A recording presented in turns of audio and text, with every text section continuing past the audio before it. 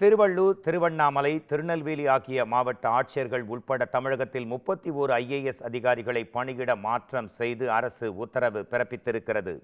தமிழக தலைமைச் செயலாளர் என். முருகானந்தம் இது தொடர்பாக உத்தரவு ஒன்றை வெளியிட்டிருக்கிறார். அதில் திண்டுக்கல் மாவட்ட ஆட்சியராக சரவணன், கிருஷ்ணகிரி கலெக்டராக தினேஷ்குமார், நெல்லை மாவட்ட ஆட்சியராக சுகுமார் ஆகியோர் நியமிக்கப்பட்டுள்ளனர். இதேபோல் விழுப்புரத்திற்கு ஷேக் அப்துல் ரஹ்மான், திருவண்ணாமலைக்கு தர்பகராஜ், திருப்பத்தூருக்கு மோகனச்சந்திரன், திருவாரூருக்கு சி. சவுந்தரவல்லி ஆகியோர் ஆட்சியர்களாக நியமனம் செய்யப்பட்டிருக்கின்றனர்.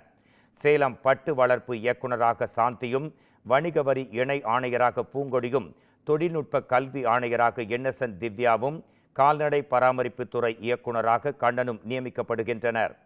அறநிலையத்துறை கூடுதல் ஆணையராக பழனி, நகராட்சி நிர்வாக இணை ஆணையராக லலித் ஆதித்ய நீலம், தொழிலாளர் நல ஆணையராக ராமன், தமிழக அரசின் பொதுத்துறை இணை ஆணையராக சராயு ஆகியோர் நியமிக்கப்பட்டுள்ளனர்.